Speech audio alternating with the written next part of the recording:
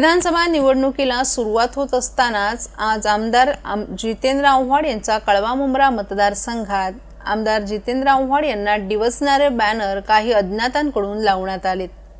हिशोब मागतोय मुंब्रा कळवा 15 वर्षाच्या विकासाचा अशा आशयाचे बॅनर झळकवण्यात आले आहेत। तर यातील काही बॅनर अज्ञात व्यक्तींकडून फाडण्यात देखील आले आहेत। यावर आज राष्ट्रवादी काँग्रेस अजित पवार गटाचे ठाणे शहर जिल्हा अध्यक्ष व प्रवक्ते आनंद परांजपे यांनी पत्रकारांनी विचारलं असता हे बॅनर आम्ही लावले नाहीत तर सर्वसामान्य नागरिकांनी मतदारांनी लावल्याचं कळतं। तर हे बॅनर लावले ते आज फाडले असंही समजल्याचं त्यांनी सांगितलं।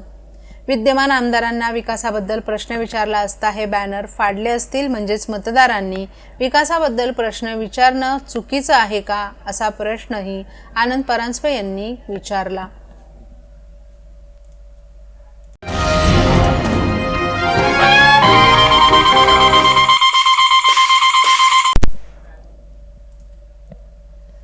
मुख्यमंत्री एकनाथ शिंदे यांचा बालेकिल्ला असलेल्या ठाण्यातील कोपरी पाचपाकाडी विधानसभा मतदारसंघात सध्या एकूण 3,38,320 मतदार नोंदणीकृत आहेत। 2019च्या विधानसभा आणि नुकत्याच झालेल्या लोकसभा निवडणुकांचा विचार करता या मतदारसंघात केवळ 50 ते 56% मतदान झालं होतं।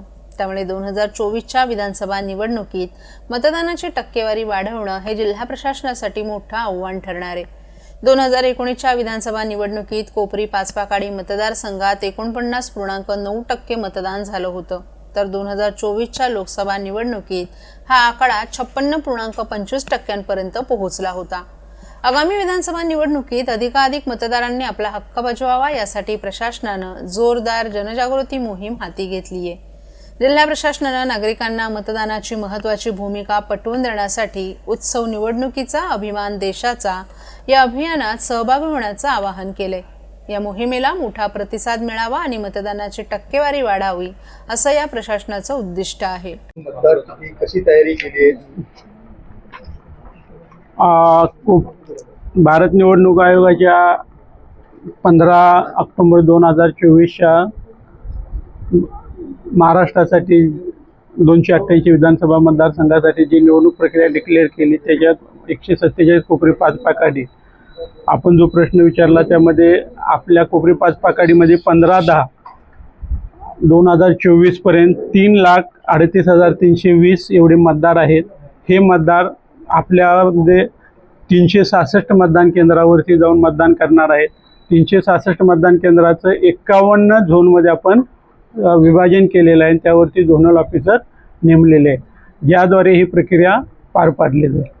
मुख्यमंत्र्यांचा हा मतदारसंघ आहे त्यामुळे तुम्ही अशी विशेष दक्षता काय घेतली आहे की मागच्या वेळेस बरीच काही सावळा गोंधळ झाला होता म्हणा किंवा मतदारांना मतदान करण्यात गैरसुविधा झाल्या होत्या, तर यावेळी जिल्हाधिकाऱ्यांनी म्हटलेलं आहे की मॅनेजमेंट प्लॅन मागवणाऱ्या प्रत्येक मतदान केंद्राचा तुम्ही कधी तयारी केली? ॲश्युअर्ड मिनिमम फॅसिलिटी भारत निवडणूक आयोगाच्या निर्देशाप्रमाणे ज्या आपण सूचना दिलेल्या आहेत त्या सूचनानुसार आपण तो प्लॅन तयार करतोय। माननीय जिल्हाधिकारी महोदयांनी याच्या अनुषंगाने काल बैठका घेऊन आमचा आढावा घेतला आणि त्यांना अपेक्षित असलेल्या सर्व सोयीसुविधा उपलब्ध करून देण्याबाबत निर्देश दिलेले आहेत। या मतदारसंघात स्वतः मुख्यमंत्री एकनाथ शिंदे उभे राहणार आहेत, त्याचं काही दडपण असणार आहे का तुमचं? निवडणूक प्रक्रियेमध्ये निपक्षपातीपणे निवडणूक घेणं हे भारत निवडणूक आयोगाचं एक ध्येय आहे आणि त्यानुसार आपण कारवाई करतो। तर मतदार नागरिकांना काय भारत निवडणूक आयोगानं 20 नोव्हेंबर 2024 बुधवारी जी निवडणुकीची तारीख डिक्लेअर केलेली त्याचा हेतूच आहे की सर्वांनी मतदानाने हिरिरीने सहभागी व्हावं त्यामध्ये आणि मतदानाची टक्केवारी वाढावी जेणेकरून राज्य लेवलचं जे टक्केवारी आहे त्याच्यावर आपण मतदान करण्याचं उद्दिष्ट ठेवले आहे।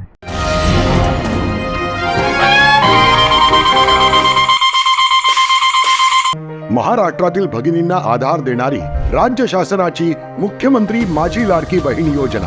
या योजनेअंतर्गत अल्प उत्पन्न गटातील 21 ते 65 वयोगटाच्या भगिनींना मिळणार दरमहा 1,500 रुपयाची मदत। अर्ज करण्यासाठी 31 ऑगस्ट 2024 पर्यंत मुदतवाढ। कुटुंबाचं वार्षिक उत्पन्न 2.5 लाख रुपयांपेक्षा कमी असलेल्या महिला पात्र। कुटुंबाकडे पिवळं किंवा केशरी रेशन कार्ड असल्यास उत्पन्नाचा दाखला आवश्यक नाही।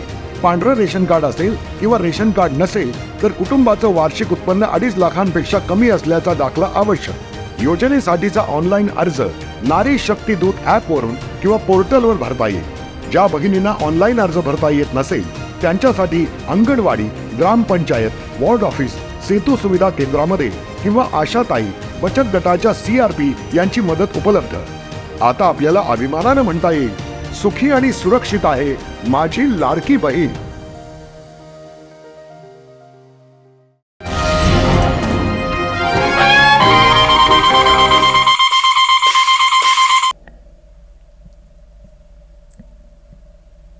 ठाणे महानगरपालिकेकडून महापालिकेच्या शाळेला सकस आहार म्हणून खिचडी देण्यात येते, परंतु गेल्या अनेक वर्षांपासून आपण पाहत आहोत की अनेक शाळांमध्ये खिचडीतून मुलांना विषबाधा होत आहे। खिचडीची कोणतीही क्वालिटी तपासली जात नाही आणि या मुलांना ही खिचडी देण्यात येते। या खिचडीतून आगासन गावात ठाणे महानगरपालिका शाळा क्रमांक 88 येथे आज दुपारी लहान मुलांना खिचडी देण्यात आली। यामध्ये पाल असल्याचं आढळून आलं आणि ती खिचडी खाल्ल्यानं वर्गात असलेल्या 40 मुलांना याचा हळूहळू त्रास जाणवू लागला। याची तात्काळ सूचना महापालिका अधिकाऱ्यांना देण्यात आली आणि महापालिकेकडून डॉक्टरांची टीम ही शाळेत रवाना झाली। अनेक मुलांना उलटीचा त्रास जाणवत होता, परंतु अशा या खिचडी देणाऱ्या ठेकेदारांवर महापालिकेनं तात्काळ कारवाई करावी, जेणेकरून या लहान मुलांच्या जीवाशी खेळ करणाऱ्यांना सक्त शिक्षा झाली पाहिजे। गेल्या 2 महिन्यात दिवा भागात अनेक घटना घडल्यात। साबे गावात अशीच घटना घडली होती।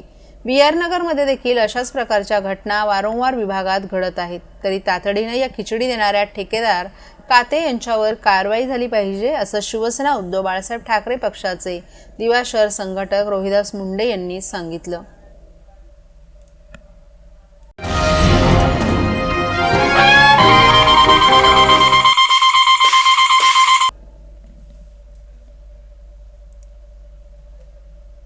कळवा मुंब्रा विधानसभा क्षेत्रातील विकासासाठी 150 कोटींचा भरघोस विकास निधी महायुती सरकारनं उपलब्ध करून दिला असून याबद्दल मुख्यमंत्री एकनाथ शिंदे, उपमुख्यमंत्री अजित पवार, उपमुख्यमंत्री देवेंद्र फडणवीस, अल्पसंख्याक विभागाचे मंत्री अब्दुल सत्तार, खासदार डॉक्टर श्रीकांत शिंदे यांचं मुंब्रा कळवा विधानसभा मतदारसंघातील नागरिकांच्या वतीनं आभार व्यक्त करीत असल्याचं माध्यमांशी संवाद साधताना राष्ट्रवादी काँग्रेस प्रदेश प्रवक्ते, ठाणे व पालघर समन्वयक, ठाणे जिल्हाध्यक्ष आनंद परांजपे आणि प्रदेश सरचिटणीस आणि अल्पसंख्याक निरीक्षक नजीब मुल्ला यांनी व्यक्त केले। महायुती सरकारचे उपमुख्यमंत्री आणि राष्ट्रवादी काँग्रेसचे राष्ट्रीय अध्यक्ष अजित पवार यांनी तातडीनं मुंब्रा कळवा विधानसभा मतदारसंघातील विकासासाठी नियोजन विभागामार्फत 40 कोटींचा विकास निधी मंजूर केलाय।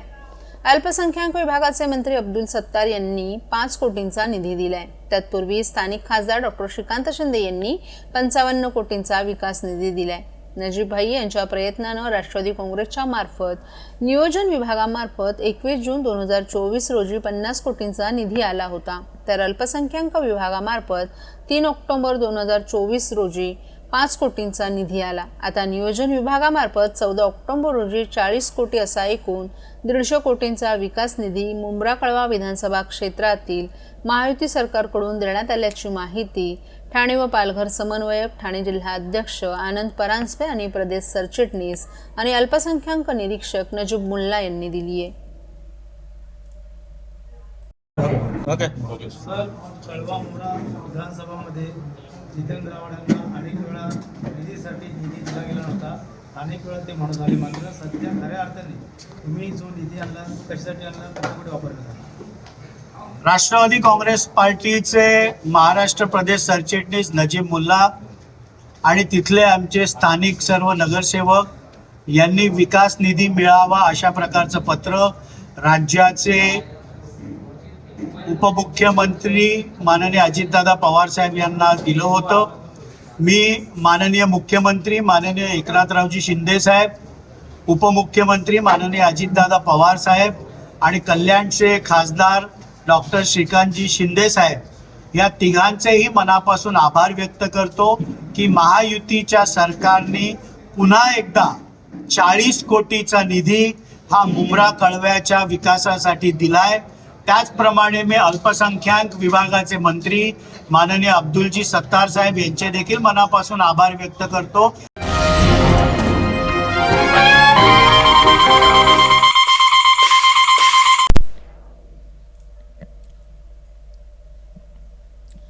शहरात मागील 4 ते 5 दिवसांपासून मुख्य उड्डाणपूल, चौक, महापालिकेनं लाखो रुपये खर्च करून रंगरंगोटी केलेल्या संरक्षक भिंती या सर्वांवर उपमुख्यमंत्री देवेंद्र फडणवीस यांची प्रतिमा असलेले फलक, स्टिकर झळकू लागलेत. विशेष म्हणजे विधानसभा निवडणुकीच्या पार्श्वभूमीवर आचारसंहिता सुरू असतानाही बहुतांश ठिकाणी हे फलक अद्यापही काढण्यात आले नाहीत, तर काही ठिकाणी कारवाई म्हणून प्रतिमांवर रंगकाम करून त्या रंगवण्यात आल्यात. या फलकांमुळे विद्रुपीकरण झाल्याचं चित्र शहरात दिसून येते. दुसरीकडे आचारसंहिता सुरू असतानाही फलक काढले नसल्यानं निवडणूक अधिकाऱ्यांच्या कार्यपद्धतीवर प्रश्नचिन्ह उपस्थित होत आहे. ठाणे शहरातील नौपाडा, साकेत, कळवा आणि खारेगाव या भागात भाजपच्या वतीनं देवाभाऊ अशा आशयाचे फलक मागील काही दिवसांपासून चिटकवले जात आहेत. या फलकांवर भारतीय जनता पार्टी महाराष्ट्र असा उल्लेख आहे, तर लहान आकारामध्ये पंतप्रधान नरेंद्र मोदी, केंद्रीय मंत्री अमित शहा, भाजपचे अध्यक्ष JP नड्डा, मुख्यमंत्री एकनाथ शिंदे आणि भाजपचे महाराष्ट्र प्रदेशाध्यक्ष चंद्रशेखर बावनकुळे यांचं छायाचित्र निदर्शनास येत आहे. तर उपमुख्यमंत्री देवेंद्र फडणवीस यांचं मोठ्या आकाराचं छायाचित्र आहे. या फलकांमुळे शहरातील चौक, उड्डाणपुलांचा परिसर मागील काही दिवसांपासून विद्रूप झाल्याचं चित्र दिसून येते. विशेष म्हणजे सुशोभीकरणासाठी सुमारे 1.5 ते 2 वर्षांपूर्वी ठाणे शहरातील संरक्षक भिंतींना रंगरंगोटी करण्यात आली होती. महापालिकेने त्यासाठी लाखो रुपये खर्च केले होते.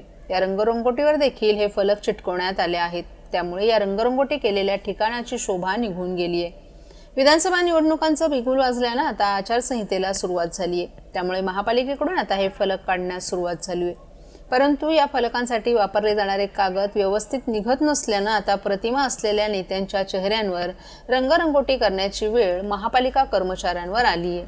तर काही ठिकाणी अद्यापही या फलकांवर कोणतीही कारवाई झाली नाही. या प्रकारावरून सुजान ठाणेकर नाराजी व्यक्त करत आहेत.